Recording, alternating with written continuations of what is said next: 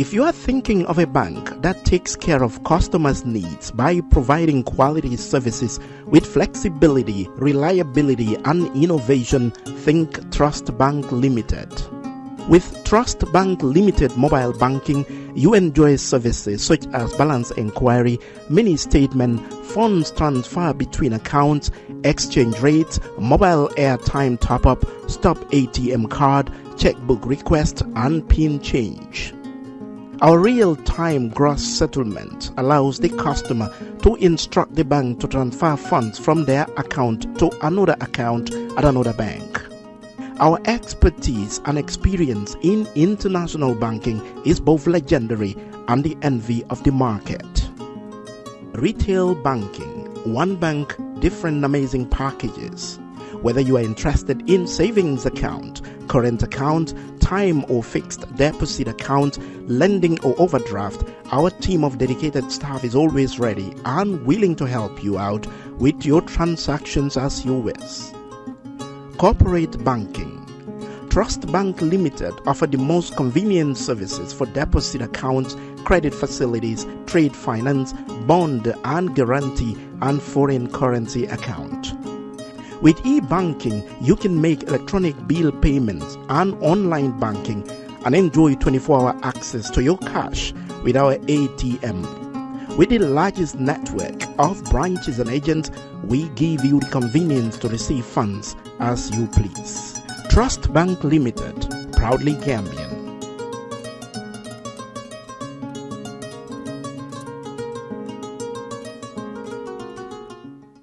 fay lempo warugal la ci képp koo xam ne doomi réew mi nga ak ñu fi dëkk bu fekkee ne ci at mi sa koom-koom weesu na $2,400 dalasi mbete weer bu nekk di nga am lu tollu ci $2,000 dalasi lempo si la nguur gi di sukkandeku ngir liggéey yokkute réew mi GRA mooy banxaas bu nguuri Gambia sas ngir mu fayeku lépp luy lempo ci biir réew mi ba tax na GRA di yëgal faykati lempo yi ne warugal la pour ñu fay lu ñu naan withholding tax on contract payment maanaam bépp contract bu waay joxe te ci biir réew mi lañu toog kon xaalis ci contract bi ngeen nangotoo war nga cee wàññi ci xayma téeméer bu nekk fukka bu fekkee ne contracto bi dëkkut ci biir réew mi bu boobaa di nga war a wàññi téeméer bu nekk fukka ak juróom lii mooy lempo bu ñu naan withholding tax on contract payment lii mooy lempo bi nga xam ne yow mi joxe contract warugal la nga wëlbatiku dem fay ko ci maakaani GRA tax office bu la gën a jege mbete ci banque yi GRA jagleel pour fay lempo war ngaa jébal lempo bi si diiri fukki fan ak juróom gannaaw bi nga wàññee ci xaalis si contract bi amul benn contracto bu ñu teggil fay lempo bi xanaa mu fekk ne nguuri Gambia ñoo ko jégale boole si projet yi nga xam ne mbootaay ndimbali ñoo koy dépense GRA di fayeku lempo ngir yokk. For the first time in the history of the Gambia, Gambia Printing Publishing Corporation proudly introduces the Biliomatic exercise book printing machine. The machine has the capacity to print more than 20,000 books per hour. Yes, 20,000 books per hour. It also prints magazines, newspapers, calendars, flyers, normal books, and all kinds of printed documents, plus items at affordable prices. With the Biliomatic printing machine, GPPC can now render high quality and non-size restricted printing service supply across the sub-region. Rush now and partner with GPPC for all your public and private printing service needs. Print with us today and you'd be offered highly professional, reliable and efficient service delivery by our team of experts. The Gambia Printing and Publishing Corporation is here to meet all demands and is reliable at all times. For more info, contact us on 437-4493 or 437-4402. GPPC is Gambian and it's yours.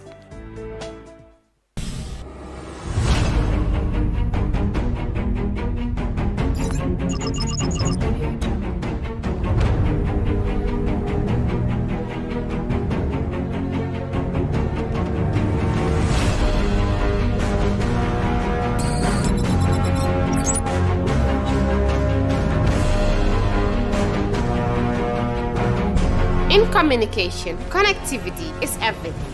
We ensure that the links never sleep.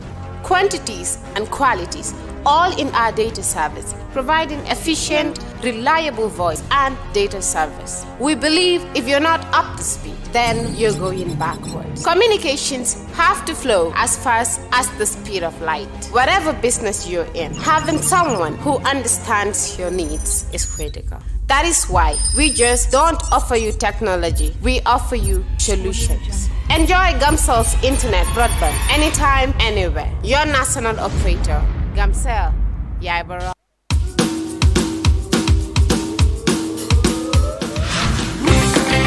This is a Kerr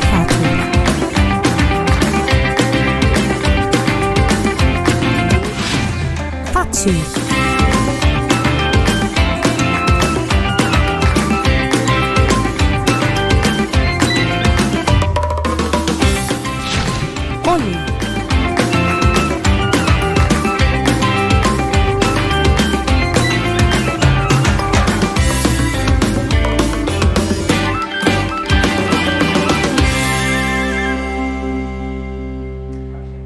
I saw a lot of comments asking why we are not on. It's because of NOEC. I'm going to bury the backup. NOEC wouldn't rely. But you know, if NOEC is not on for the whole day, obviously, power being I use will also run out at some point. So since morning, I'm in power, but I'm in power. We're just right now we are on our thing, the OV1, standby. That's what we are on the whole day. Our backup is running out. So Lolo Mota late. We are really sorry. We want to apologize for that, but definitely it's beyond us. But today we are going to be talking to you about current issues that are happening in the country. Of course, we will talk about the arrest of Momodou Sabally, former Secretary General and now UDP campaign manager. And of course, also we'll be talking about the alleged attempted coup that the government announced yesterday. To discuss all of this, I have political science analyst, Esa Njie. Esa, welcome back to the show. Thank you. And of course, we have John. John is the chairman of Tango. It's always great to have John on the show to talk about all of this. John, welcome back to the show. Thank you, Fatou. Esa, today we'll start with, because our main topic is the coup attempt, right? We'll start with the Sabally arrest. I want to give an update as to what's happened. What happened was yesterday in the afternoon, I think sometime around midday, I was passing by. I had a meeting at Will Abraham's office. I think Sabally was at the village, saying he was going to his son's school for some speaking gig he had there. They took him to Kairaba. From Kairaba, I think people started going there. They took him to PIU head office in Kanifing. And they started questioning him. We started getting little information. The police actually updated on their police Facebook page to say Sabally was invited for questioning regarding a viral video where he was saying Menna Bankotare. It was a short video, I think 19 seconds or so, 20 seconds video, where that's what you could have heard at that point. And he was taken into custody. He was being interrogated at that time. We were told his lawyer, Abdullah Fati, was there to make sure his statement was taken. Later in the day, we got to hear the entire audio, which was like 11 minutes audio, where he welcomed the UDP TikTokers, and he was talking about campaigning, how they need to take charge of the narrative to make sure nobody controls the narrative. That's the only way they can take back, they will take back their country, in that context. But I think the video that was going viral was the short 19 minutes video. Since then, he's been in detention. This morning, last night, we got update that he was taken to anti-crime where he spent the night. And today, this morning, he was brought back to the anti-crime, the PIU. We did update stories regarding what was happening there. In the morning, when his lawyer and his wife came, they denied them access initially. I think 1 hour later or so, they had access to see him. He had access to food and his medication, but they denied him to have his clothes changed and also his personal hygiene items.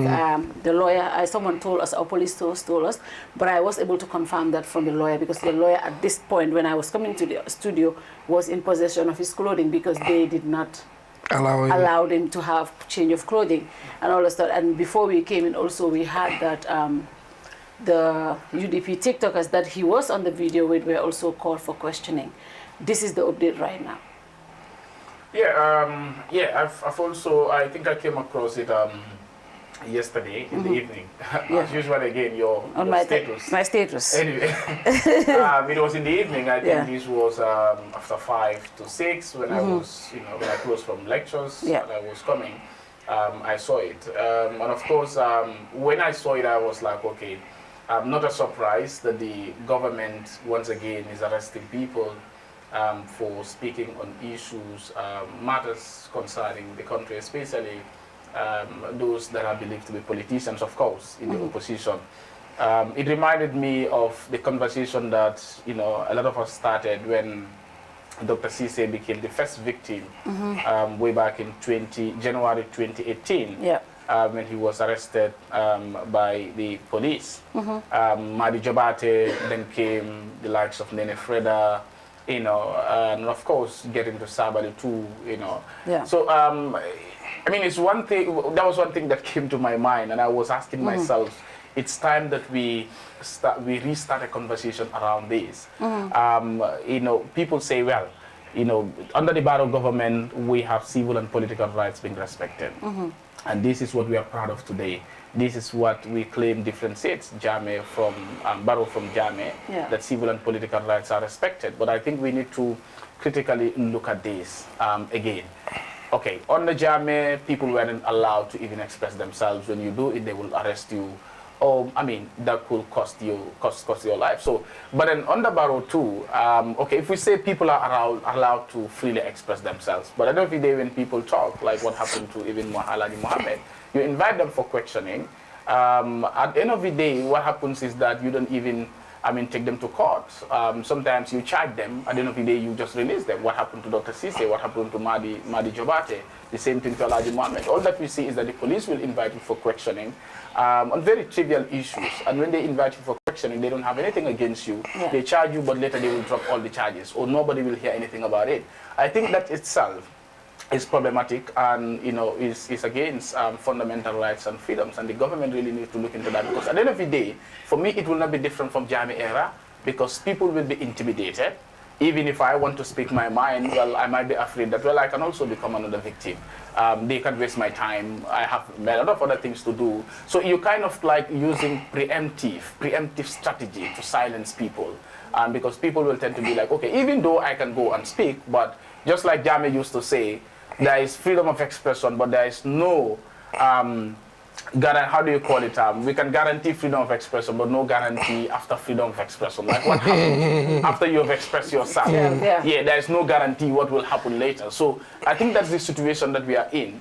And I think the government, like I said the other time when Alaji Mohammed was arrested, the government really needs to look into it. Look, you have to be serious as a government. You can't be picking people all the time. Every now and then you pick up somebody and it comes in the headlines, everybody talking about it. But you're saying the government. Is this the government or the IGP? No, it's the government, Fatou. No, well, it's the system. It's the system. The IGP is part of the government. It's the government.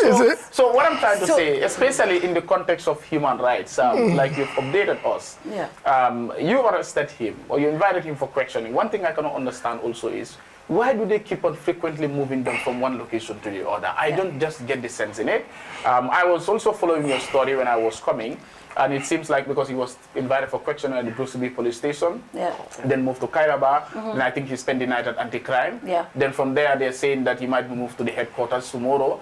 I mean, so that itself is so problematic. Why do we have to frequently move people? But then also, what is also troubling, especially in the context of human rights, and I expect that the National Human Rights Commission should not take up this issue, to remind the government that they have a responsibility, they have an obligation to protect fundamental rights and freedoms. They beat their chest to say that, well, there is freedom of expression, we guarantee these things, but these things are not guaranteed.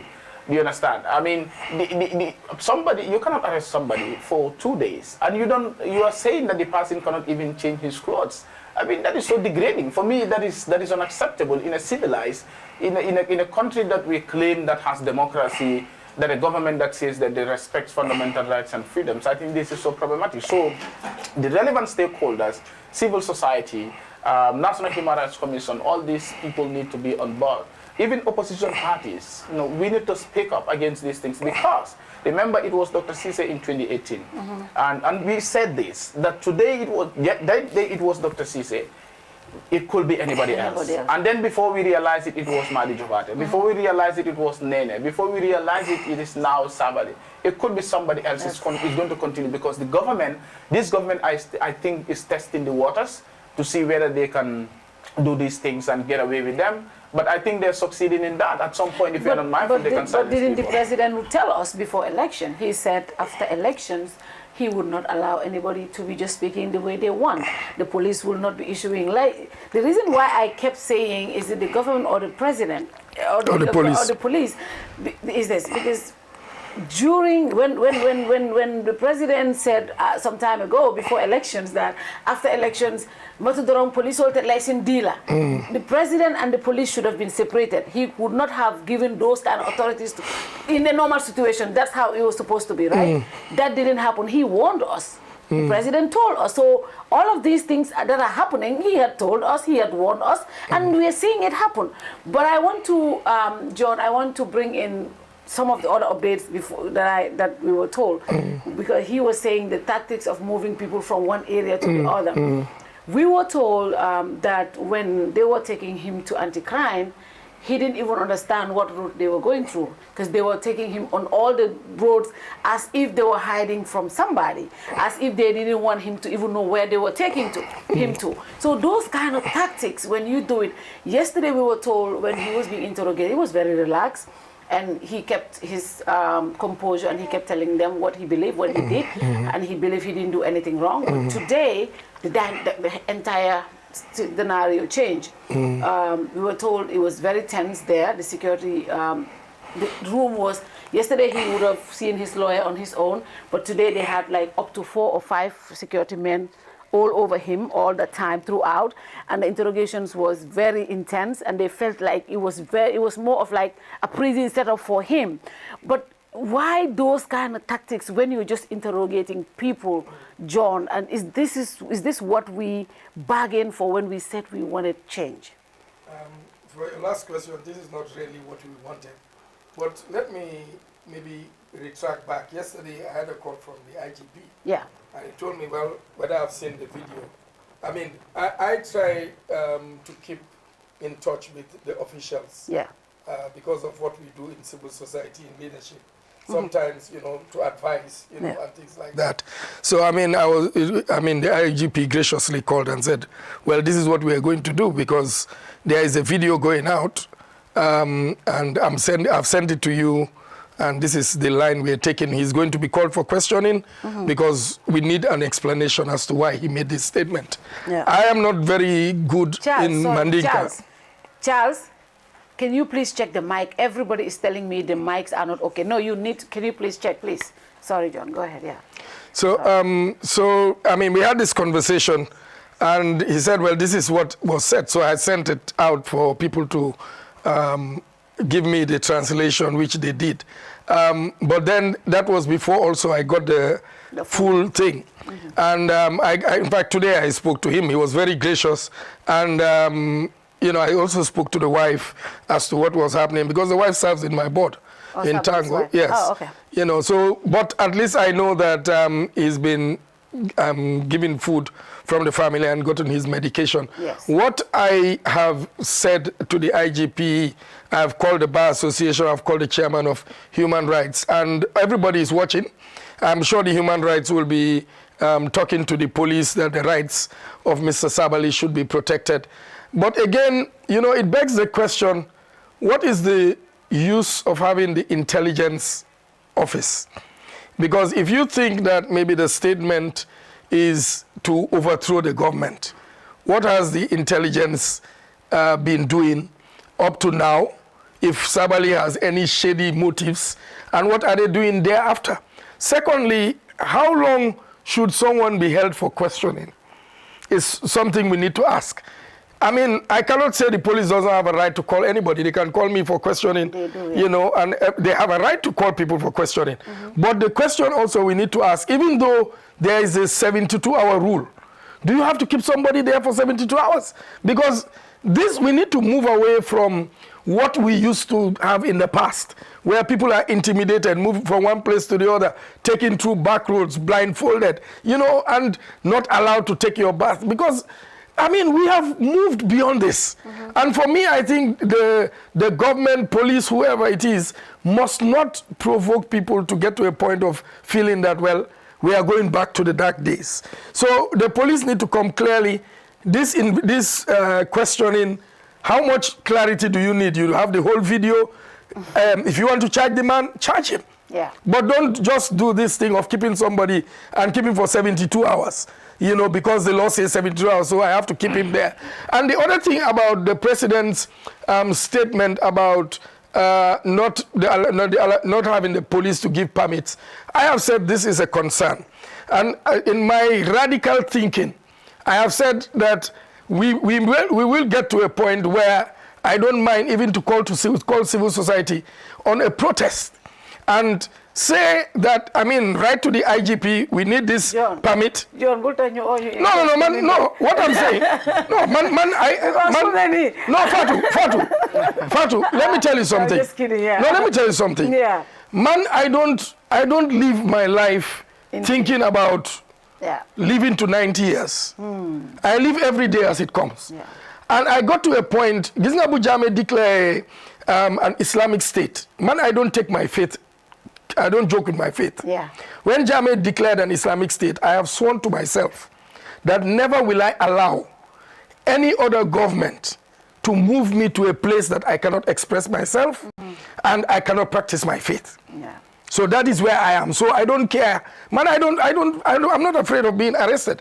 But you cannot be a president in a democratic dispensation and say people don't have a right to protest. But what we need to fight and where we need to now call on our National Assembly members is to change the Public Order Act. Yep. Because I remember on numerous occasions we have had interactions with the IGP, Momodou, and he keeps telling us that, look, you cannot really fault the police. Yeah. Because the law says that you have to get permit from the police. So the police must use their discretion. And I think every wise IGP is to just provide the protection, because sometimes even refusing to give people permit increases the tensions more than the protest would have done. Yeah. People can go and protest and nobody will even notice that there is a protest. Yeah. Secondly, sometimes I think a government must be thick-skinned. You never naka jigen bir bila lambala. Wow. You have all kinds of children. Yeah. The government has all kinds of people in government. And I keep saying, even the Almighty God has opposition. Yeah. So you cannot say, if people say any little thing, people say, you get upset, you jump, you do this. Sometimes, you are just, what do you call it? Making a storm out of a teacup. And sometimes, for me, I think it's unnecessary. If there is a case that the government believes the state has against Sabally, let them tell the public this is the evidence. Yeah. We have that he wants to overthrow or whatever. But if you don't have it, question the man, let him go back to his family. Because it is unnecessary to agitate a whole society because people feel that their rights are being stifled. So for me, I would call on the IGP, I would call on the government. Yes, you have called him for questioning from yesterday to today. How much more time do you need to question him? But the man must be released. You can put him on bail and whatever. If you want to charge him, charge him. Let Gambians know exactly what is happening. This thing of moving from here to here, traumatizing the family, traumatizing relatives, traumatizing his supporters, I think it's uncalled for. But one thing I'm happy about is, at least for me, the lines of communication are open with the IGP. I have spoken to human rights. I've spoken to Bar Association president, and we are all following the issue. We are all critically following the issue, and we hope that, obviously we will do all in our power to ensure that the rights are protected. This thing that I'm hearing, it's news to me, but I would call to find out why he was not I mean, allowed to take a shower, and you know, it's just humane. And even use a toothbrush or toothpaste. Of course. My thing with, I mean, for me, I don't say the government, I say IGP, Abdoulaye Sanya. The reason why I say IGP is because he is the head of the police, and the police is supposed to be independent. And my question is this. For example, incitement of violence, we know is a crime, right? Yeah. What do you consider incitement of violence? Is it anything people say harmful against the government that can create tension, or is it, or any other thing, like, for example, if me as a citizen says something about you that can create tension, is that also incitement? If that is incitement of violence, why do we see the IGP and his office always questioning people whose communications are directed to government or public officials, but not on the other side? Yeah. The reason why I say this, I am very passionate about this, and I said it on my Facebook page. There is this particular guy, Babukar Bahum, I call his name. I am a public figure, and I just make this opinion clear because I think it's important we speak when we see things like this. He is always insulting Mama Kande. Mama has tons of followers. He is always insulting Madi Jobate. Madi has a lot of followers. He is always insulting all these political leaders who have tons of political influence. But we have never seen him being invited for questioning. But if you say anything, even that is not insult directed to public officials, you are called for questioning. My thing is, what is the rationale behind that? And the IGP must answer these questions. As citizens, we must ask these questions. Last week, he said something about Lamin Tamba, I'm going to make sure he used a foul words, I'm going to do this to you, I'm going to do this. I put it Who said that, this guy? This guy, I shared it on my page and I said, I am putting this here for the IGP. I hope they look at this and call him for questioning. Every citizen should be able to say. The guy is in the country. He is here every single day. Up to today, he's doing it. Well, you know. So when these things like this happen, they see it. And that's a very valid question, Fatou. It's very wrong. Because that would put the Office of the Inspector General in the spotlight, that if you are seen to be biased on one side, it really questions the integrity of the police in dealing with what you call incitement, whether it's threatening remarks to people's security and whatever. So you cannot play the game in one direction. You have to really, if you want to show fairness, you really have to take, I mean, all sides of the coin and also show that you are objectively following the law. But like you said, I mean, I really believe that government should be more thick-skinned. I mean, there are a lot of things that, for me, I'm not happy about in government, and I say my mind. But even for us, sometimes, people will tell us that we are opposition. I mean, me? Yeah. You know, I mean, who is it in this country? I mean, even civil society that I am part of. I give people civil society my peace of mind. So I don't spare anybody. Myself, I'm not even easy on myself. Yeah. You know, I criticize myself. I apologize when I have to apologize. So, but a government cannot be like, okay, when we speak well of you, oh, okay, thank you guys, you are doing well. Good. And when we say things that you are doing wrong, you take us as evil, as unpatriotic, as detractors. You know, and all these things for me is childish. And I think if we really need to move forward as a country seriously, we need to put aside these childish behaviors and deal maturely. And as I said again, a government must be thick-skinned. It's not everybody that says this, everybody jumps and the whole nation is at a standstill. Because Momodou Sabally says, at least you capture that part that he's going to unseat a government. I mean, or with what? And like, it's good that you made a comparison between the arrest here. Yeah. For example, calling people for questioning. Yeah. That will say things probably against the government. But, you know, when they say things against other political figures, you know, nobody they're calls not them. arrested. Even in the context of protests. Normally here, you will never apply for a protest, a permit, sorry, to protest for the government, something that will be in favor of the government, and they deny you permit. It never happened. No, it does. It does. Where? I know the pro 5 years has one time asked. One time, but they protested here when the 3 years. But one time. No, you said it never happened. But then, so let's just clear that. Let me say, you know, I agree with your point to a point.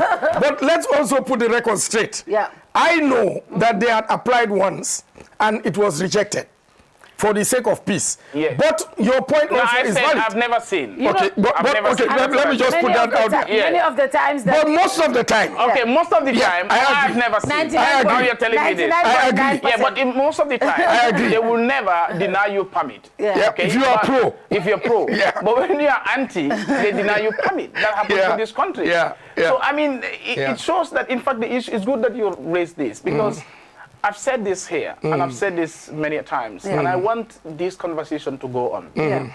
That Public Order Act, like you said, mark this word, fundamental right, which is the right to freedom of expression and assembly, you have to apply for a permit. The state will have to approve whether you should exercise that right or not. That is problematic.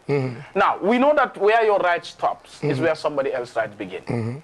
Now, when I'm exercising my political right, let's say the right to vote, I don't seek permit from the state. When I'm coming here to speak my mind, I don't seek permit from the state. When I'm going out to protest, to tell the state that, look, I don't have electricity in my house, I don't have this, I don't have that, you know, the rampant corruption in the country, the economic hardship, cost of living, I don't need approval from the state.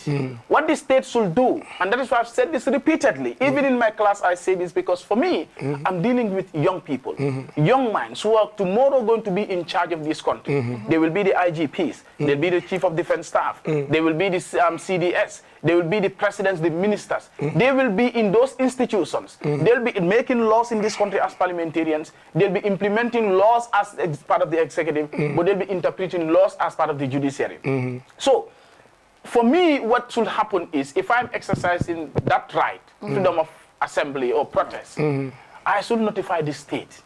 Because in exercise of my right, I might also encroach on the rights of another. Say if I should occupy turntable here, and the traffic is just crazy. People also have right to access their house, remember. So the state, I can notify the state, and the state can tell me that, well, you want to protest against NAWEC, I think it's better you go to NAWEC headquarters. You want to protest against Gamtel, go to Gamtel headquarters. But do you know there are people against that? No, I'm coming. People will be against it. But what I'm trying to say is that, so that when people are also, because it's rush hour, they can tell me that 4 p.m. is rush hour. People want to go to their houses. You can't go and occupy Westfield or turntable. So that way, they are also making sure that they protect the rights of the others. But they provide security for me to ensure I am protected. Okay, but to also ensure that other people are protected. But the state will always take excuse to say, for security reasons, you know, when you stage this protest, people have ulterior motives and they come and join. And they don't offer an alternative. And they don't offer. That is not my responsibility. If I, Njie, wants to protest with my students or with my group, we as citizens, we want to protest. The state should just make sure that they provide security and protection to make sure that I and my group are protected, but to also make sure that we don't violate the law. If anybody comes and join, if Fatou Touré comes and join that protest and create violence, it is the responsibility of the government to deal with Fatou Touré. It is not my responsibility. But people will tell you that they go to the police, they apply for permit, and they tell them, and the condition will be, well, if there's any problem, you will be held responsible. You cannot do that. Then what is your responsibility as a government? Remember, your fundamental responsibility or role as a government is to maintain law and order, protect lives and properties, but to maintain law and order, especially the police. That is their job internally. So they cannot put the responsibility of maintaining law and order on my head as a citizen. That's why when they wanted to repress our people, they brought this law to say you must seek permit. So we cannot be at this stage, and that is why, for me, Jammeh must be laughing, must be living comfortably in Equatorial Guinea, that all the insult that they've written on me, that I brought these bad laws, these are my laws, it is still the 1997 constitution that is being used in this country.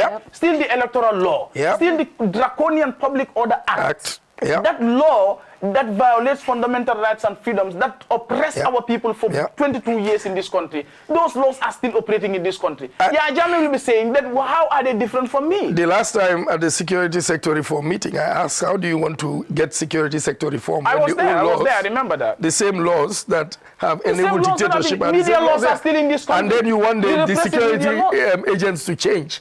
And these are the laws that govern their operation. But you are very right, Esa, and I like this. The reason I have always called for a national dialogue is because a government must be responsive to the needs of its people.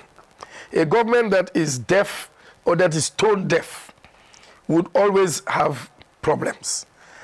Until the government opens up and hears the frustration of the people, and one of the ways of hearing people's frustrations is by allowing peaceful protest. Because people need to vent. Yeah. Right now, prices are high. You know, what I was spending for petrol is not what I'm spending. The last time I looked at my petrol gauge after buying, I think, $1,000, I was saying this is, you know. So if I want to vent, instead of taking a knife to stab somebody, it's better I go in the street and shout that I'm angry, you know?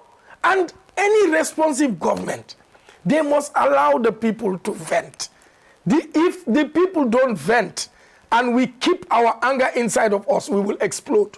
And that is not good for the peace and security of the country. And that is the conversation we need to have. And I have said, if the government is smart, the government should look at, you know, you look at global trends, number one. Yeah. Number two, you look at your internal trends. All the noise that is happening, whether it's the Bob Ketter thing, whether it's the recent youth in Bakau, whether it was the quick mobilization when Yankuba Toure refused to to testify at the TRRC, whether it's the quick mobilization when a youth was accused, the anti-crime was accused of torturing a youth. Yeah. The spontaneous movement of young people shows you that there is a potent, agitated force out there that are angry that they are unemployed. Number one, the moment they can mobilize in that short time means that they are ignoring their anger, ignoring their frustration. And if you keep that, there will be an explosion. So what the government needs to do is to, one, show seriousness in reforms. Two, be a listening government. Engage with your people. I have said, call a national dialogue, call all stakeholders. Let us be in a hall. Let us say everything we want to say. Tell us that you as a government, you have your challenges. You understand? But what are you doing to be able to address these challenges? And how are you going to move the country forward? And give people hope. Are you worried that at some point you will be lonely in this fight?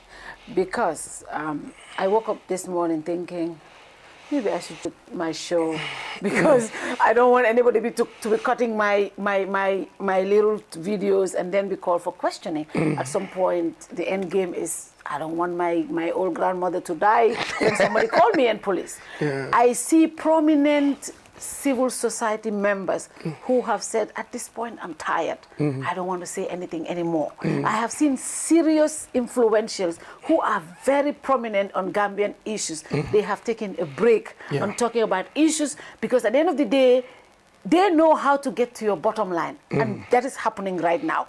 I'm sure you have seen that, you have observed that. Nowadays, even to have people on platforms have become an issue because of the trend that is going on. Now with this, you know, kind of arrest, I mean, I'm sure we have seen people who have said way worse than what Sabally has said. We have seen that on shows, on television, online. But if political operatives like him are being treated this way, civil society members who do this are either labeled politicians, or their jobs are threatened, or their livelihoods are threatened, and they're worried and they're staying back. Are you worried that democracy is going to be threatened? No. If we get to a point where we are all giving up, then that means that we have allowed people with intentions to silence us. They have won. One of the things that every one of us in this fight must ask ourselves, why are we in it? I would hand over leadership of civil society very soon, but that does not mean that as a Gambian, I'm going to be quiet. And it will be foolhardy of any of us to give up because we feel that we are being pushed to a corner. If we do that, as I was saying to Esa just a few minutes ago, and maybe to you, Fatou, that you don't know how many people are being inspired just because of Kerr Fatou. Yeah. Just because of an Esa Njie, just because of a John Njie. So for me, because, and let me tell you, the people that are silent and are supportive of what we do are far more than those that can silence us. So once we keep quiet, we give people what they want. Yesterday on my radio show, I said, I mean, why are we worried about Jammeh saying he's coming? Maybe when he was living here, there were no men. But now we have grown. Let him come. So we don't get to a point where I mean, I've said President Barrow is not more Gambian than any of us. They call him the #1 citizen, but he has one vote like you and I. So why should the president, with all due respect to him, say something that I disagree with and I have to be quiet because he's a president? No way. We have outlived presidents. I have lived through Jawara, I have lived through Jammeh, and by God's grace, I will live over Barrow. He will live. You understand? So let's not give up on the fight. If you are in this not for money, if you are in this because you are passionate about the development of your country, keep speaking. Because one day, we will look back and say, oh, under Jammeh, I hosted this same government. Most of them they used to come to my office. Next, in my conference room next to my office. And people will tell me, are you crazy? The NIA would be parading up and down. If I was a coward and said, oh, these people, we will not allow them here, and they are not able to mobilize and they got discouraged, we will not have had change. So sometimes, for the interest and the good, for the public good, we must sacrifice. It will cost us family. It will cost us contracts. It will cost us connections. People will badmouth you, but at the end of the day, the Almighty will reward you. I think I will, just before we move to this other topic, I just want to throw light on this. It's good that you have brought that out. People that are in government today, those are the same people that you were sharing platforms with, talking with them.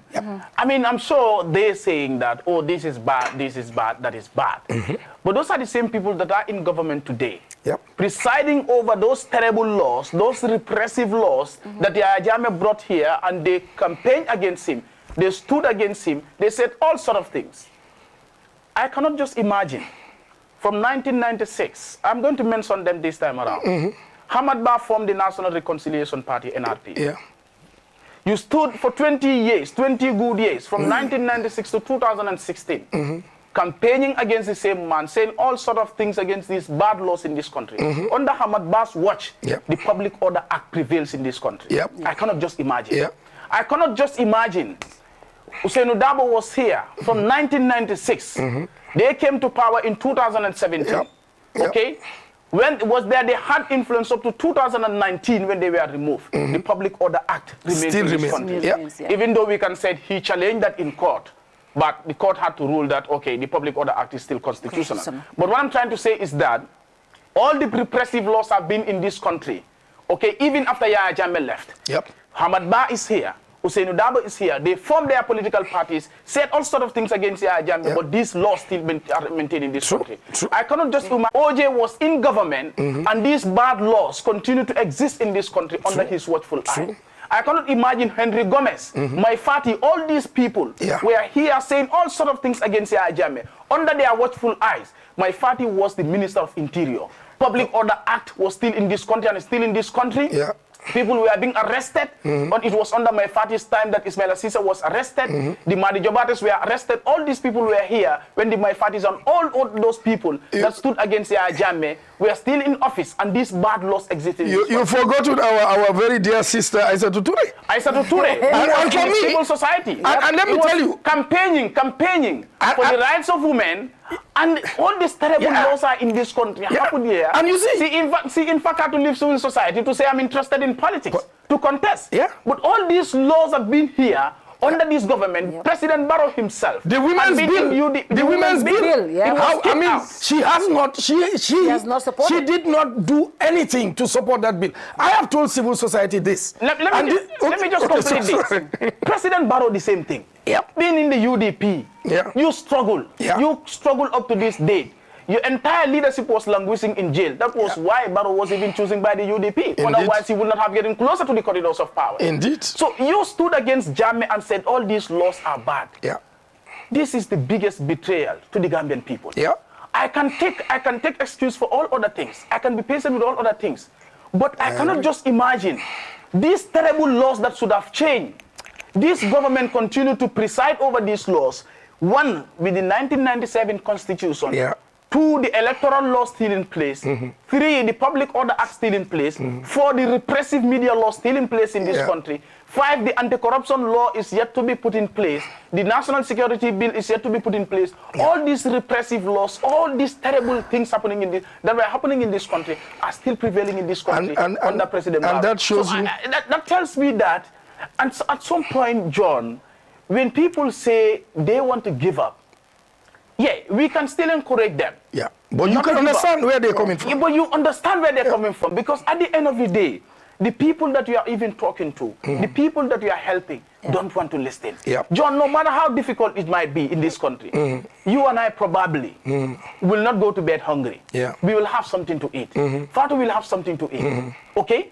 But the people that continue to suffer, the woman who leaves her kids in bed at 4 a.m. and go to the market, that old man that goes to the farm, that police officer that is standing under the sun. Imagine these police officers, these PIU officers that are brutalizing people, that are brutalizing the young people of this country, are the ones that are giving chicken change at the end of the month. Of course. All that you are paid is $3,000, and you are brutalizing young people of this country. When they hold protests, all that they will have to do, when they have their projects where they have to share money, they will never call you. But when they want to deal with the citizens, when they want to brutalize them, you are the people that they call. And you brutalize these people, your own brothers, your own sisters. At the end of the day, you go and make videos, you laugh about these things. So at some point, it gets you to the point of asking whether it's worth it. Because the people that you are fighting for, just imagine, last week, F Park of the National Assembly said that National Disaster Management Agency has to pay $137 million.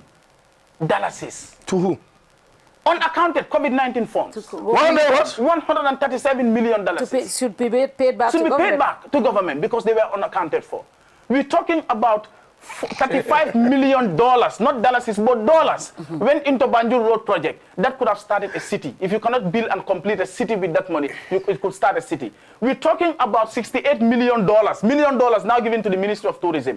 I can tell you for free, that money will not have any impact in this country. It is still a moment to... So they're looting from the public, and nobody seems to care about this. And at some point, that is why people want to give up. No, but which begs the question.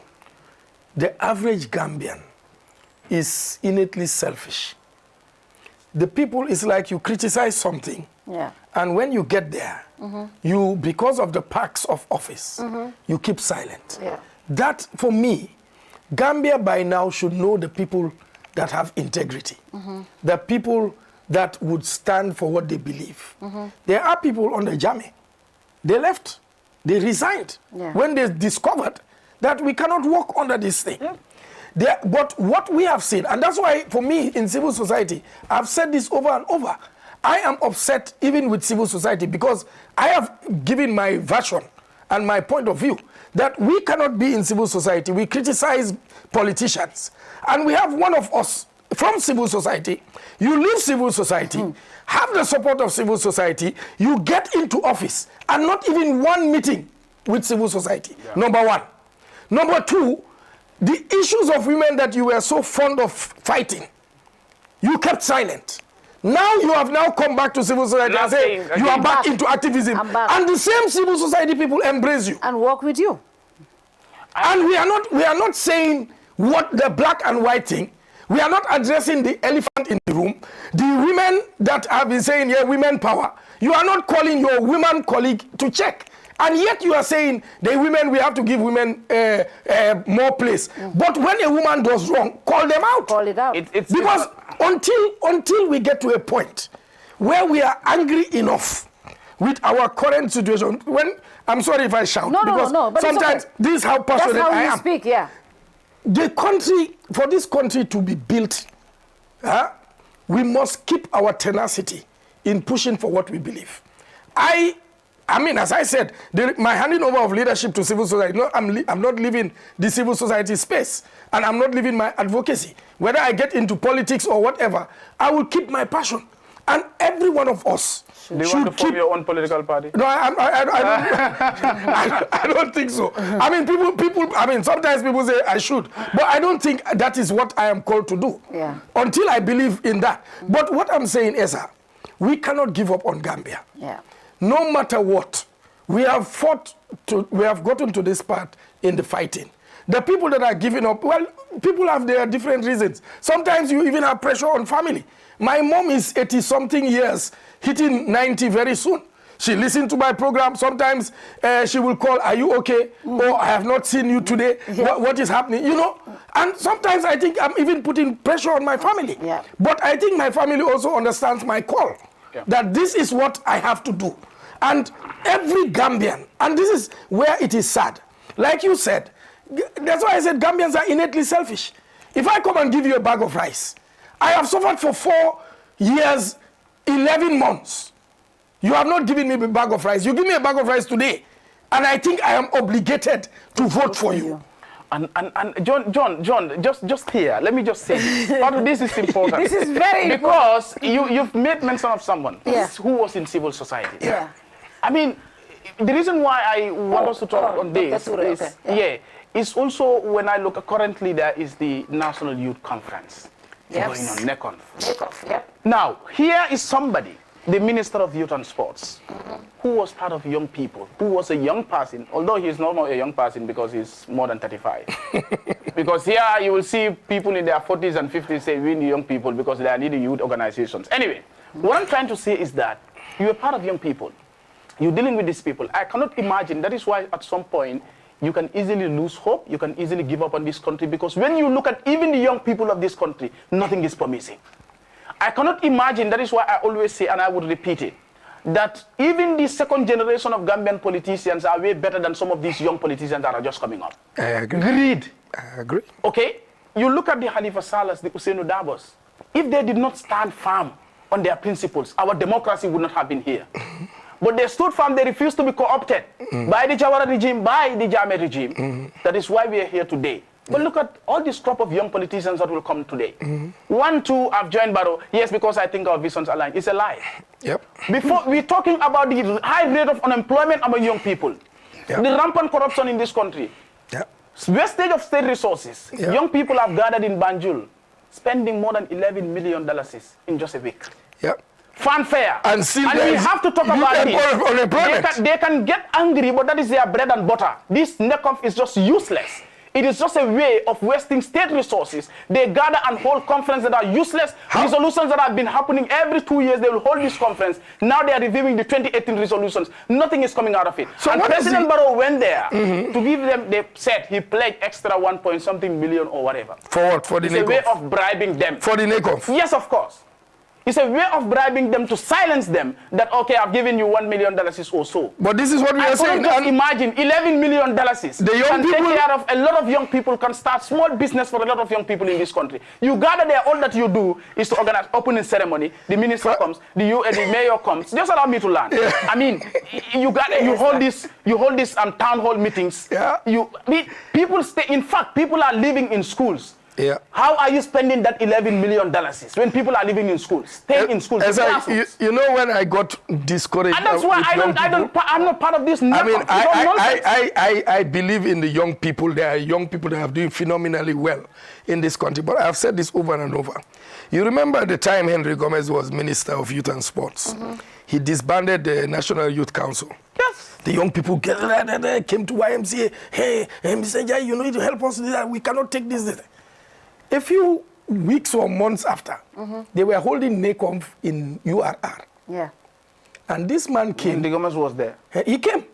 And then he did this tassel, something, you know, I mean, talked about this thing. I remember. The man had a standing ovation for that, from young people. So I asked young people that were there, what was wrong with you? That was the time you should have shown this guy how angry you were with him. Not to put him in his rightful position. Yes, and his incompetence and doing something that was illegal. If I was a young person in that meeting, I would have walked out.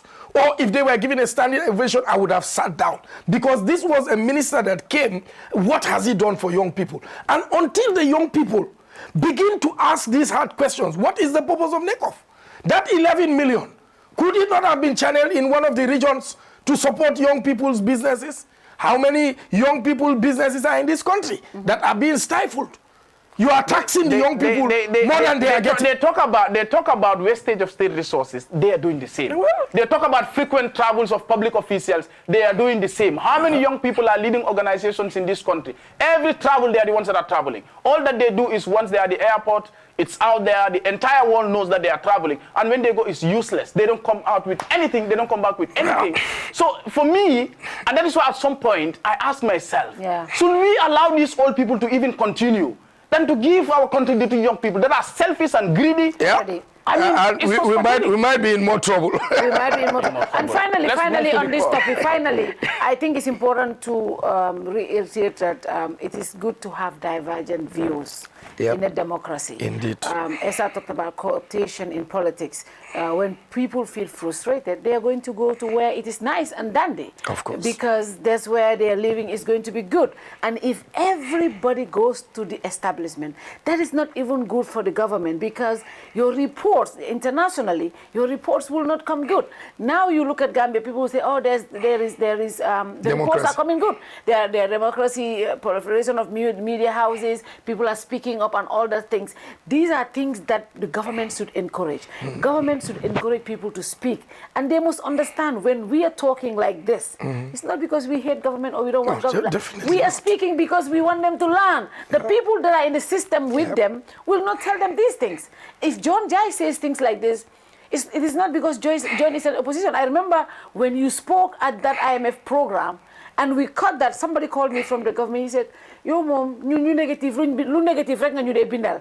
But at that point, those were inspiring words that people needed to hear, and I thought it was important for the general good to hear. But sometimes they say these things to us. But Fatou, us, the media. I'm sorry to cut you. It's important for government to know that people have nothing against them, but we have to speak up. Speaking up is good. Fatou, let me say something quickly. Yeah. This reminds me, I had an interaction with a lady recently. She's working in one of the ministries in government. So I was saying something about the ministry, and she said, "Hey, you civil society people, you know, you are always hard on us." So I said to her, "My sister, you are working in government?" She said, "Yes." I said, "Are you happy with everything that is happening in government?" She said, "No." I said, "Are you happy with the way promotions are happening in government? Are you happy in your position?" She said, "No." I said, "This is where we speak." I walked out and left her. Because the people that are in government, you know, like you are saying, and for me, this is what hurts me. It's the hypocrisy. You are in government today. Everything is nice. You are traveling. You are doing this. The day Barrow sacks you, you now try to come to civil society. And government be there. I mean, you dissociate yourself as if this is not the government that you were serving and defending. And that is the hypocrisy I cannot stand. You will now blame us and term us as opposition, as negative. But when you need our help, you come to our side for us to defend you. So me, I have made up my mind, Fatou. I will not defend any individual agenda. I stand for the national good. Where I can support the national good, I support the national good. That's why sometimes things happen. They say, well, civil society is not speaking. I said, look, I alone am not civil society. And I cannot change everything. I cannot do everything. So the little I can contribute is what I am doing. If the day I am tired, I have gotten to retirement, and my kids have said, oh, they need their daddy more, and I see that's where my attention and whatever should go, I will move. But like you said, Esa, every Gambian must ask themselves. The young people that are heading organizations now, I have said I have my concerns. Because some of the organizations that are coming up, will they stay? Do they have staying power? Can they withstand the pressure? When we were doing civil society work, when we started, pressure. They don't have a sense of direction why they exist in the first place. When we started in civil society over 20 years ago, we would work sometimes without salary. Yep. Because civil society is like sometimes money comes, sometimes there is nothing. And if there is nothing, will you just leave? I have done over 20 years in civil society. And I keep telling people, if I was working in a bank or whatever, I would have been putting putting mansions up. Yeah. But it's because you love your country.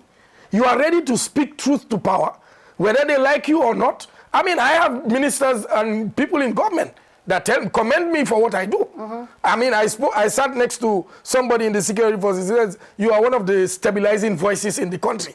I looked at him again that, are you really? So, yeah. Yeah, but at least I was encouraged. Yeah. And this is why, I say, look, we are a people of faith. You pray to God, you believe God gives you a mission. Yeah. Keep it on your track. Whether people like you, you keep going. They hit you, you keep going. There is a principle in leadership they call leading while bleeding. You may have your own personal challenges. You are sick. I have hypertension. The thing sometimes my blood pressure goes almost to the roof. Yeah. But you keep doing what you're doing. Doing what you're doing. Yeah. So now we have spent so much time on this topic, but I think it was worth it because this is very important. Yeah. And now we go to the news of the week. The alleged attempted coup that was reported by the government through the office of the spokesperson, that some officers of the armed forces they were trying to stage. They plotted, they said plot. They were trying to plot a coup d'etat against the elected government. Yeah. When I saw this, I'm like, are we in another country? I know what this country went through as a result of coup d'etat, 22 years of dictatorship, hardship, people disappearances, killings, torturing. That's why we had the TRRC. That's why we worked for the new government.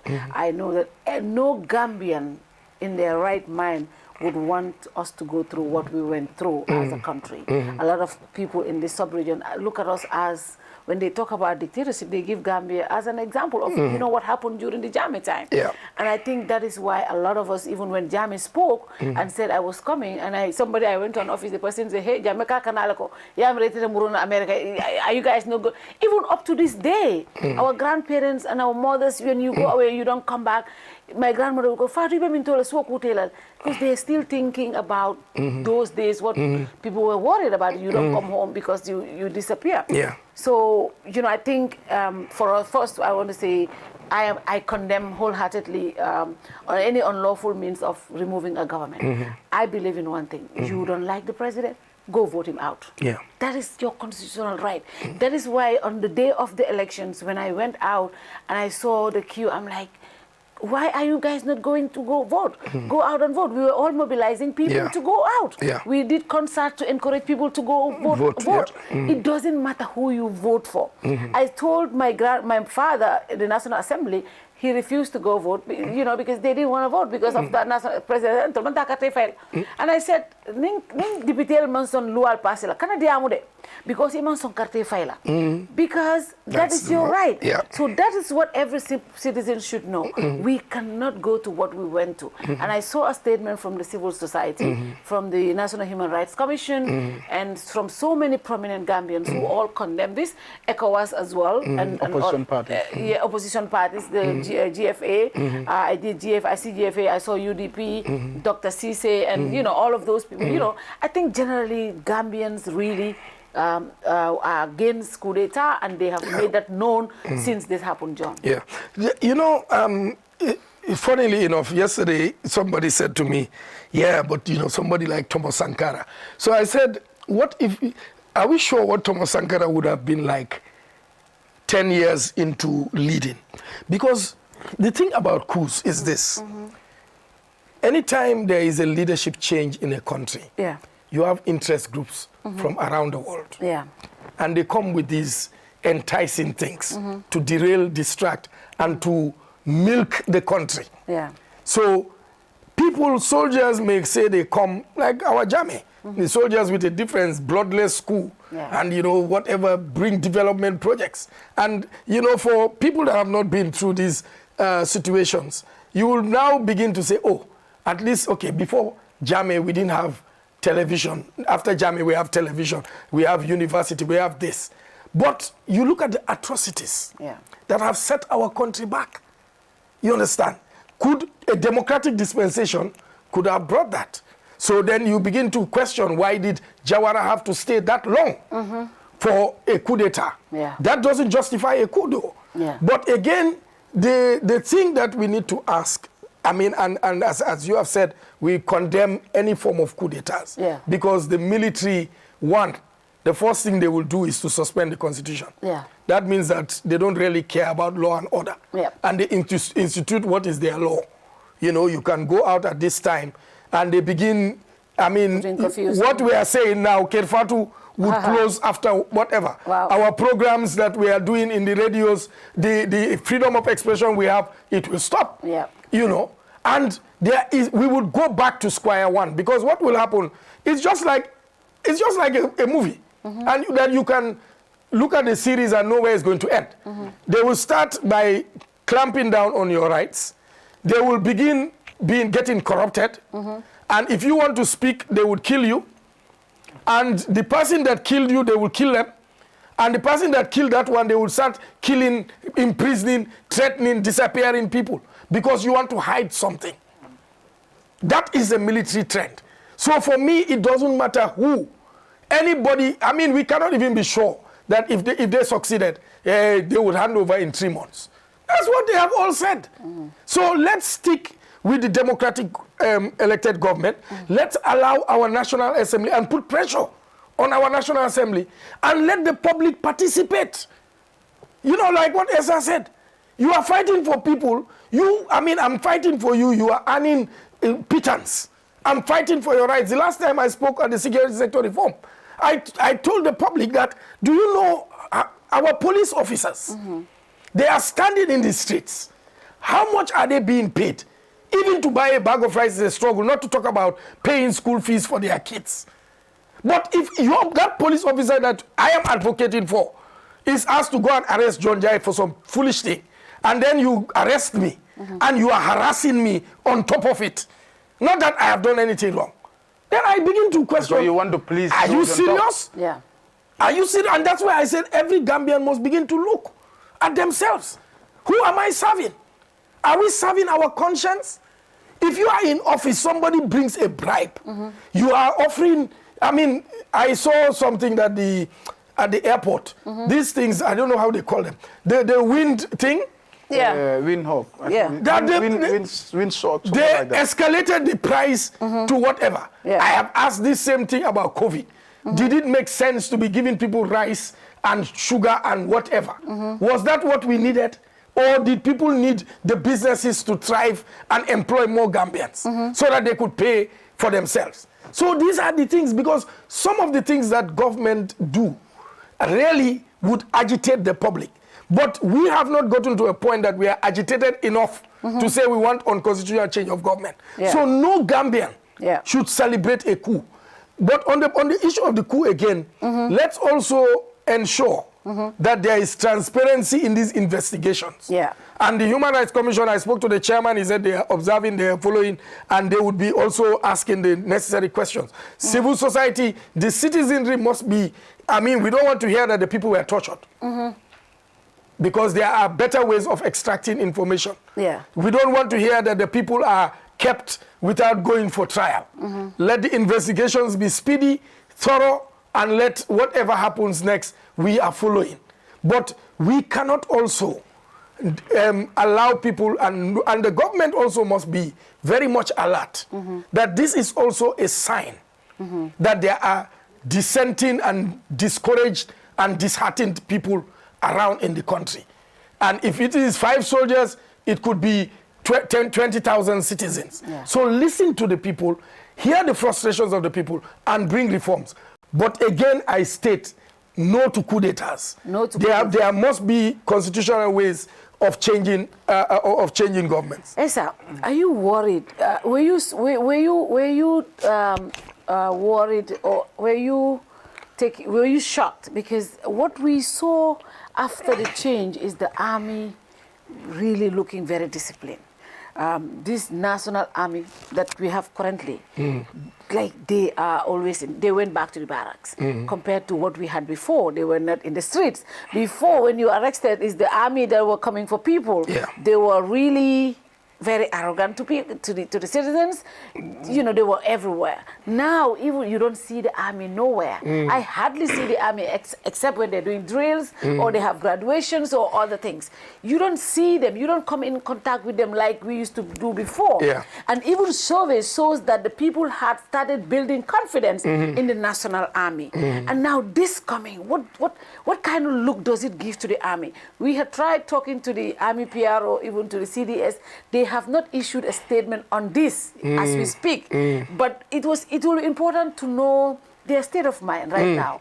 What look does this give to the army at this point? Because the citizens have started building some kind of confidence, trust and confidence, even though the security sector reforms have not taken place, but they had looked at themselves and they had taken some steps back, and they were looking very disciplined, and people started building confidence. Now this coming, what would it do to the army? Well, I think this is just too much. I have to. It's too loaded. It's too loaded. It's too loaded. Yes. Bit by bit. So first we start with the discipline.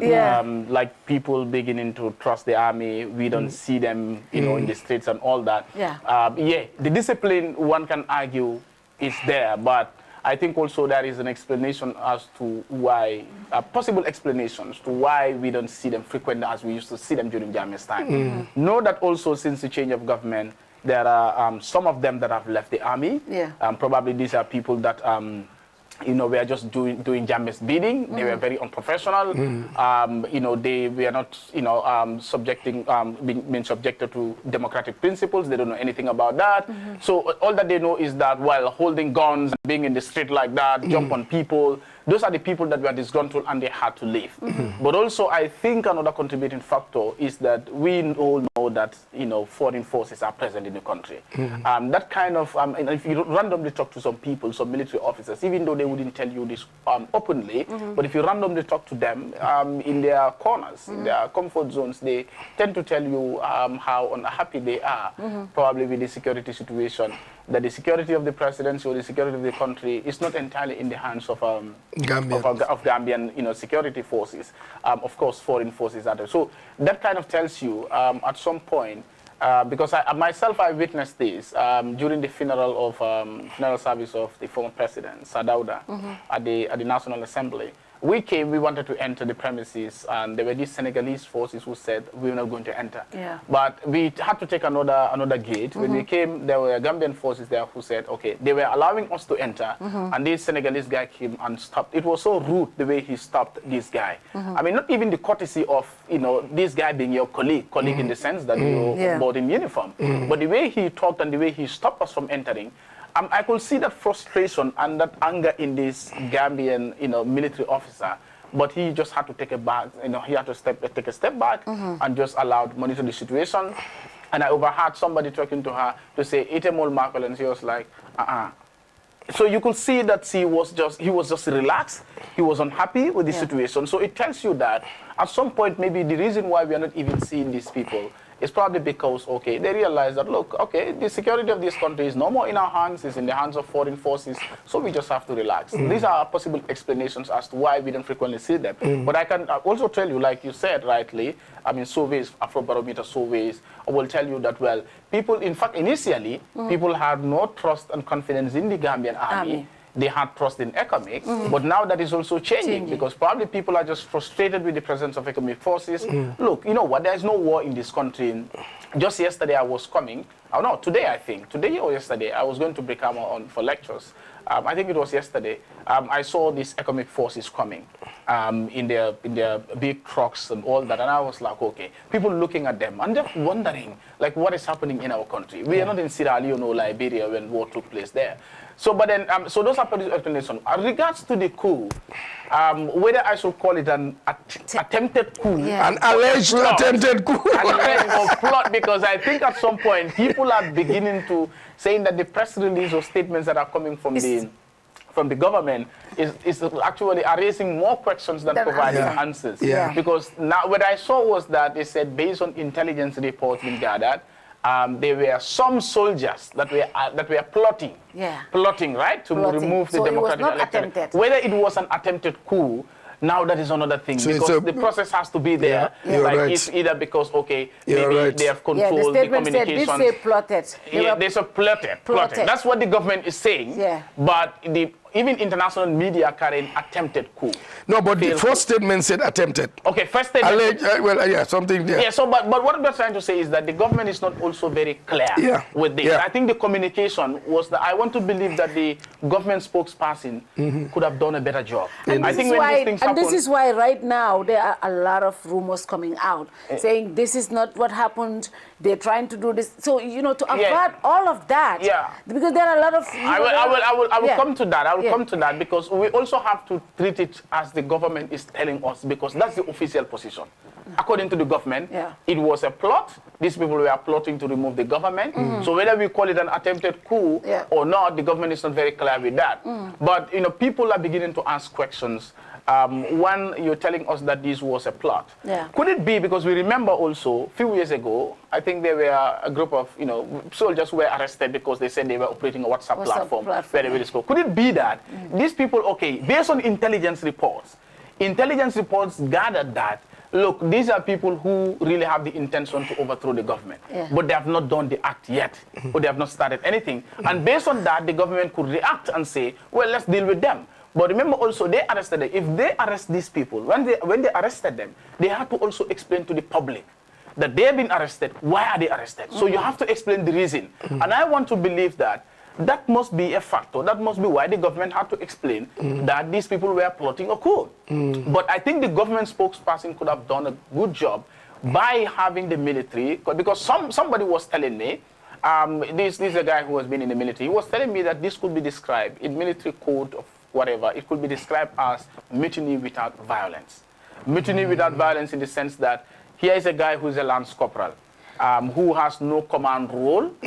Nobody is under his control or command. And if you're staging how is he going to coup? Yeah, if you're staging a coup, we know junior officers do it, but they have command role, or probably they are linked with people that have, because you also have to get access to the armories. But these are lance corporal who have no access to the armories probably, and a lot of other things are there. And then also, as a government, you came out, you mentioned two people whose first names you cannot even establish. The Gambian army is too small for that. People that are on your payroll, even within an hour or two, you should be able to establish who are these people.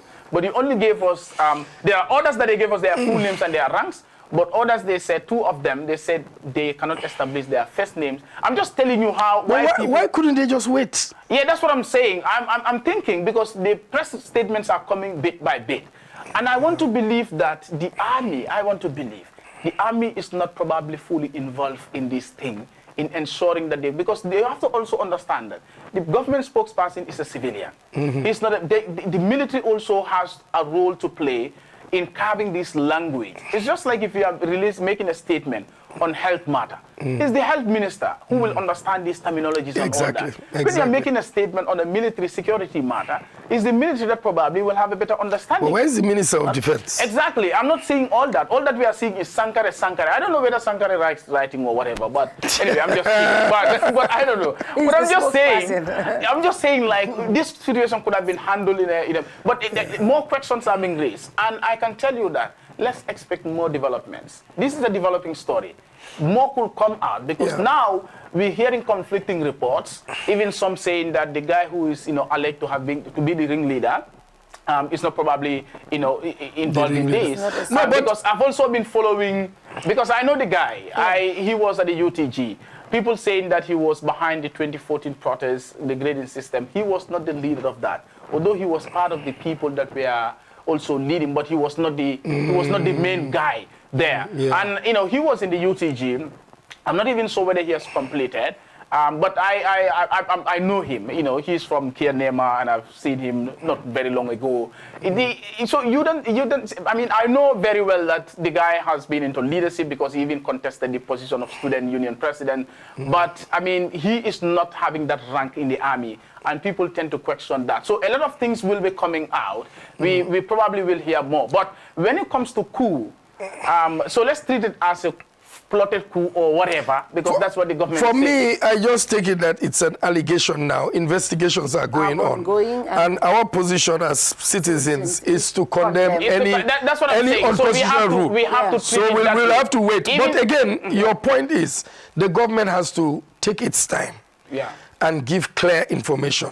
When these things happen and your information is not consistent, I mean, it's not good for government PR. Because everybody knows that during Jammeh's time, he could even want to eliminate people and say there was a coup plot. These are the things that you have to be careful. Sometimes these things happen. In fact, under Jammeh's time, there were several attempts.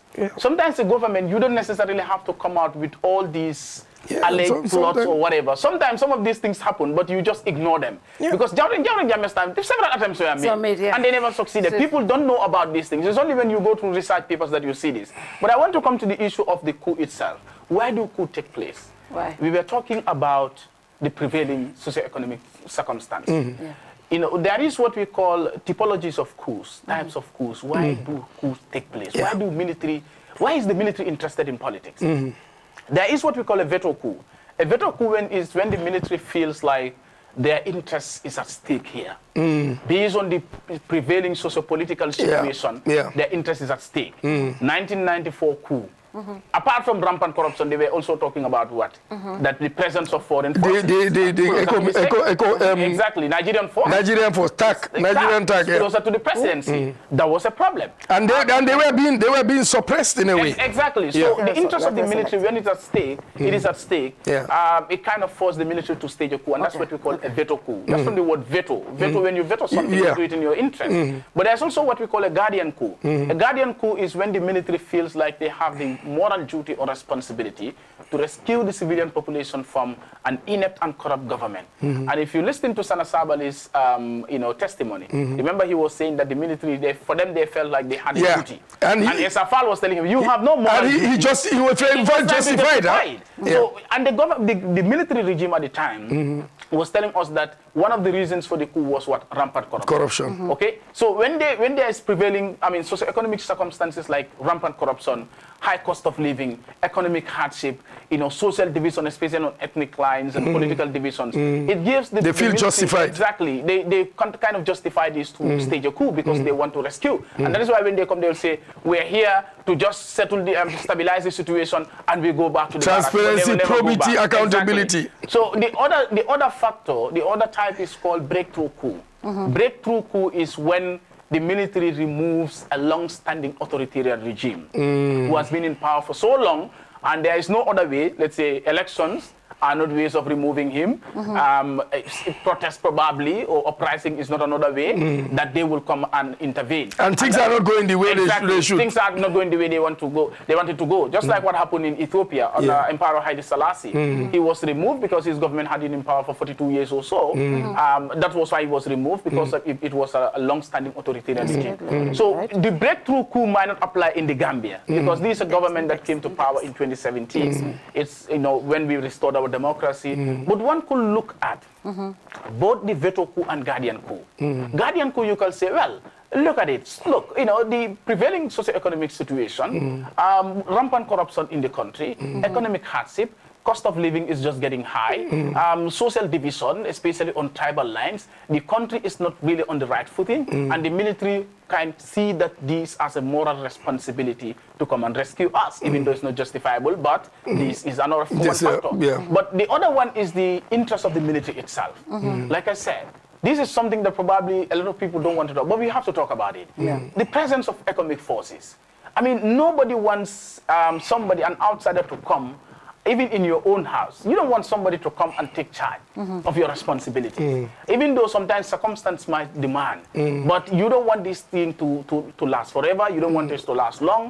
At the end of the day, you want to be relevant in the country. You cannot imagine, like the scenario I've explained here, at the National Assembly, having a Senegalese military officer and a Gambian military officer, a Senegalese military officer controlling, commanding who should go in and who should not go in. So that kind of demoralizes you as a man, as a citizen in uniform, as a citizen. So the presence of economic forces, knowing fully well that the security of the presidency is not entirely in the hands of Gambian security men and women. Also, when you go around, you go to Biam, you go to Bara, you go to some other places, you see foreign forces in the country. To the extent now, Fatou and somebody else are saying that, look, we don't even see the army because of the discipline, but we constantly see economic forces whenever the president is going. So it tells you that probably it could be that, look, these people are not happy with the prevailing circumstance, especially when it comes to the presence of economic forces. But also, how are they well treated? How are they taken care of in terms of their welfare? The downside of that, Esa, is that then you'll kill people's trust that they were building, that the army now has taken its hand of leading. You know, because yes, you are frustrated with the foreign forces, but once you try to stage a coup, then people lose confidence. But what I mean, your point is very valid, and I have said this over and over again. The government, I mean, ECOWAS, Gambia government, ECOMIG, we need an exit plan. Gambia needs to know when ECOMIG is going to leave. I mean, their mandate ends in June 2023, by the way. They said it's extended now to December 2023. And they were talking about having a military unit in the Gambia. But you see, but these are the things that let the government come and be open and transparent. Let there be an exit plan. Number one, it's not even possible to keep ECOMIG here forever. Because cost effectiveness... I'm not cutting you short, but just last week or so, or these days, the defense minister said the exit of economic forces is not in the hands of the Gambia government. That is ECOWAS. But I want to disagree. Who said that? The defense minister said that. I want to believe that cannot. How can that make sense? Because the thing is, it is the Gambia government that demands that ECOWAS is imposing its will against the will of the Gambia government. Because there is the sovereignty. What happens to sovereignty? That cannot be right. So for me, the government is the one that says that we want the mandate of ECOMIG to be extended. Of course. Therefore, you have to request. If the mandate expires, the Gambia government can say, well, we are fine. We don't think that ECOMIG, should stay here again. Our men and women in uniform can take care of the security of this country. So I think ECOWAS need to have a frank conversation on this. Talking about ECOWAS, finally, ECOWAS and civil society. I want to especially ECOWAS, John. Most of the time, I'm not great ECOWAS. Get up and make a release. Answer 1 minute, seconds. You issue statement. Gisna Macky Sall issue statement. Mom de kam li fa nek doy nako. Gisna ECOWAS ñu issue statement. Like so quick. Civil society, John Njie, Tango ñëw na. NHRC ñëw na. When issues of oppression are happening, when issues of watching, we are watching, political, for example, let me come, Senegal. Let me give you an example. We have seen what is happening in Senegal. Journalist, my friend and brother, has been arrested and rearrested. Kemu lawa, lunyo wasi bitine, luy mota nyuko arrest ak li xew, luñ ko question du bena. Gis nañ political operatives ñu ngi leen arrest back and forth kenn waxu ci dara su dara xewé gis nga tey yal nañu yàlla musal bu dara xewé seen ECOWAS musuloo na gis ñu issue statement about what is happening in Senegal waaye tey yal nañu yàlla musal bu fa dara xewé ñu njëkk a issue statement yooyu tam dañ ko war a waxtee dee. You know why it happens? Angal ta muy xew. It's a simple thing. ECOWAS is head of ECOWAS. President is the president. ECOWAS does not arrive at any decision that they don't have a consensus on. So, Legi, if you want to talk about Maki, and Maki Dakorune, then what is issue? You're not going to talk about it. And this is what civil society has heard the same thing to ECOWAS and all these presidents that are doing envoys. Guinea. A president gets up and does an unconstitutional change of the constitution. You keep quiet. When there is a military takeover that is equally unconstitutional, you make noise. So this is what we have been saying, that until ECOWAS gets its act together. But for me, the countries, it's the people in every country that should say no to certain things. No to dictatorship. No to unconstitutional change civil society. No, I agree. I agree. But this is what. No, but this is what. Civil society génn nañ. Human Rights Commission génn nañ. Li yëpp génn nañ. When people are arrested, we expect the same speedy response from civil society and Human Rights Commission. Especially Human Rights Commission. But they are here to protect the rights of every single liberty. So arrest him. We know that this person is arrested. We are monitoring. Let people know. But we don't make that. You get monitor. Wow. There is, for me, in leadership don't go to them. Wow. The reason that my reaction for this coup, the attempted or the alleged attempt of coup, was not whether it's right or wrong. No, it's just my thing there. Yeah. We don't need a coup. We don't. You understand? True. Yeah. When people are arrested, my first reaction is always to call the IGP and find out. Yeah. And if somebody tells me, we are called somebody for questioning, we have this intel. Yeah. I'm going to do all the intel they have. Understand? It will be very rash of me. Yeah. People just get up and say A, B, C, D. Yeah. So you say you react to Madi.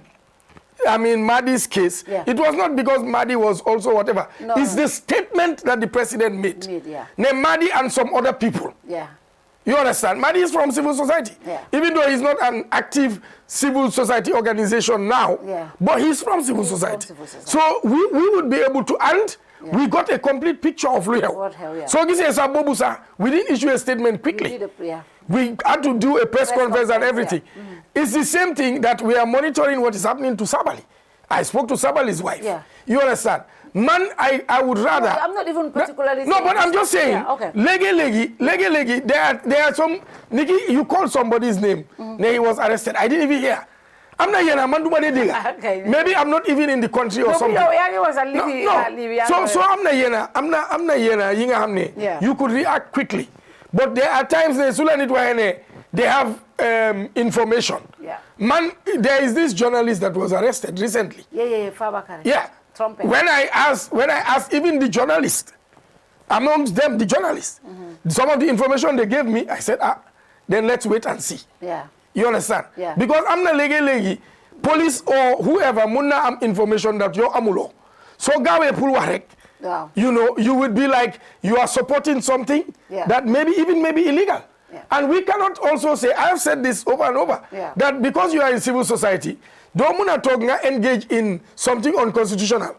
Civil society to back you. Or you are in the press. So we need to also guard against being too hasty that at the end of the day, you need to defend.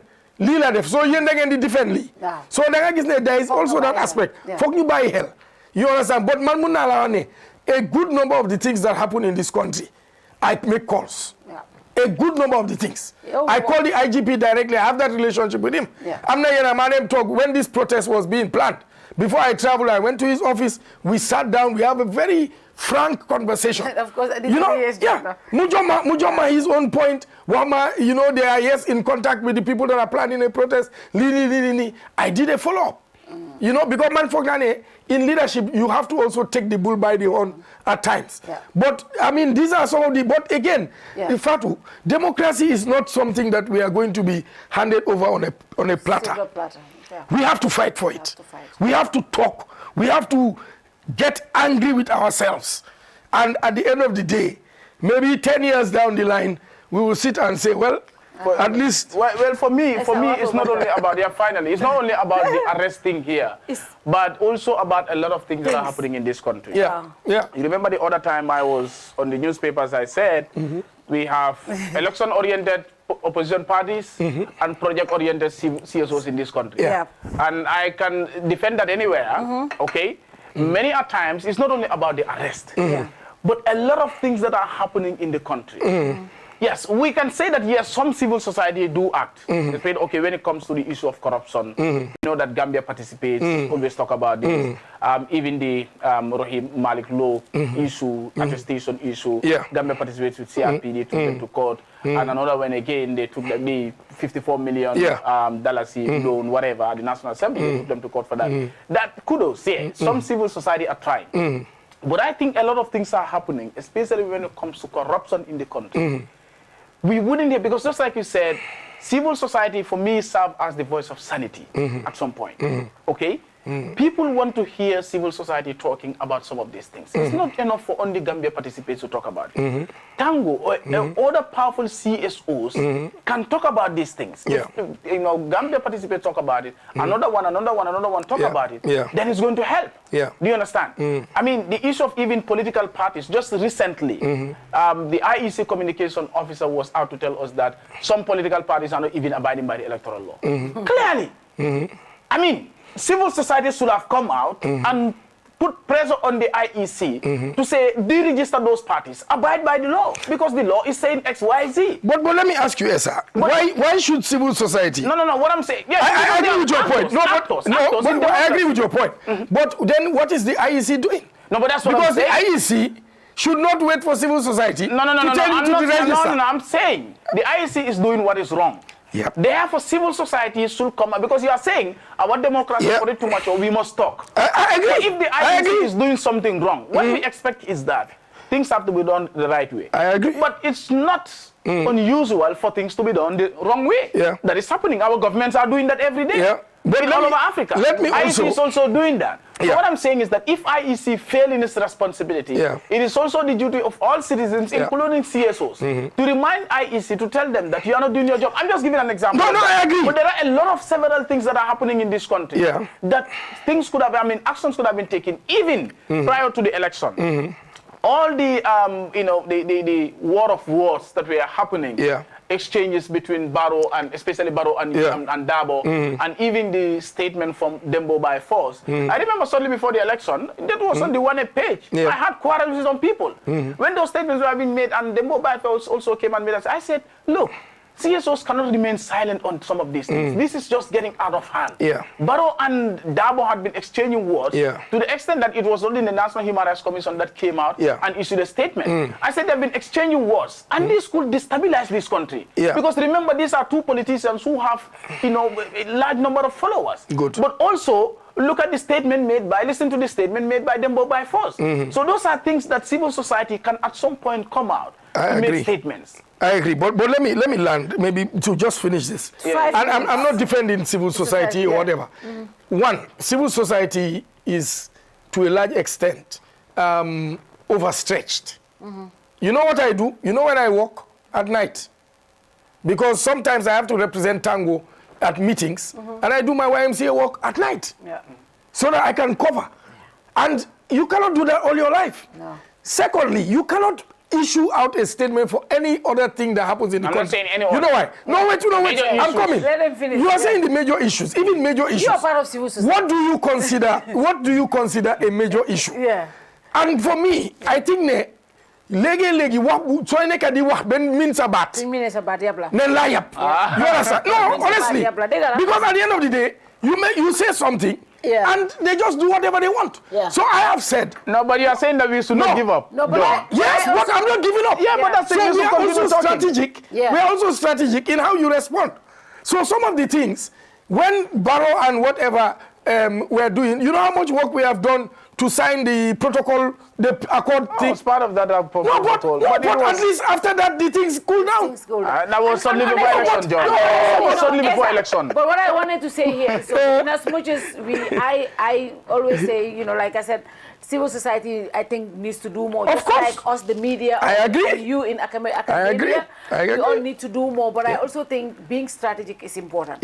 If government with all those machineries doesn't listen to civil society, whatever they say is just going to be take them to court. But like when the 3 years, you need resources to take people to court. And I remember the 3 years judgment, the role civil society played.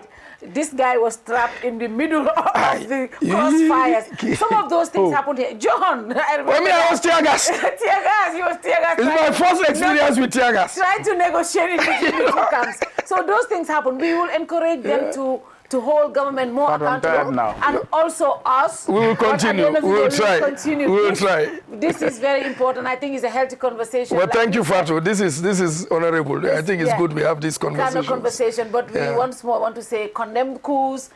Coups. No more coups in Gambia. No more coup in Gambia. No coups and counter coups. I don't want to be reminded of that PRC testimony. Coups and counter coups. Finally, John. Final message. I'm tired, Fatou. I just want to go out. My final message to Gambians is, look, let's cherish our peace. Let's keep our peace. And to the government, let them listen to the people. Listen to the heartbeat of the country, and then you will be able to govern well. You will be able to govern well. And with that, I'll say good night to you all. See you next week. Next week is our last show for this season. And after that, we're going to take a long break. And we'll be back. I'm tired. We will miss you. Yes, but brunch will be here. So all right, good night to you all, and see you next week. Inshallah. Right. Bye-bye.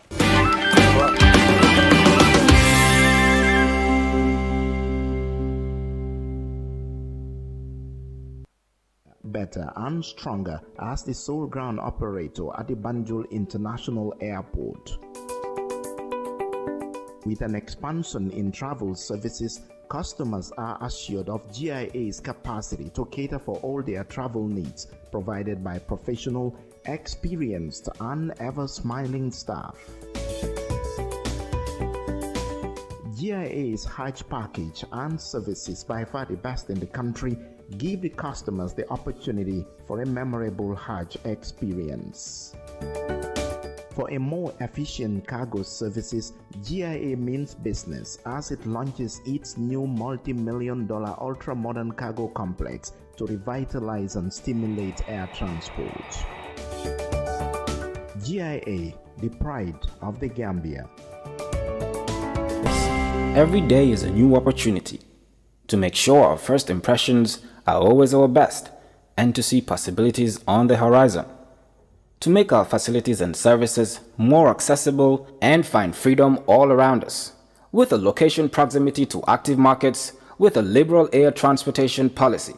That daily pursuit is how we turn everyday opportunities for you. For all destination marketing support, customized packages for new existing airlines and operators, and for a highly ranked tourist destination, the Gambia Civil Aviation Authority is here to serve. We regulate air transport, operate and manage BIA technical requirements, merged with commercial considerations. We have experienced and well-trained aviation professionals to cater for your needs. For investment opportunities in building airport hotels, shopping malls, playground for children, do contact us on 4472-831, 4472-893. Gambia Civil Aviation Authority. We go beyond daily.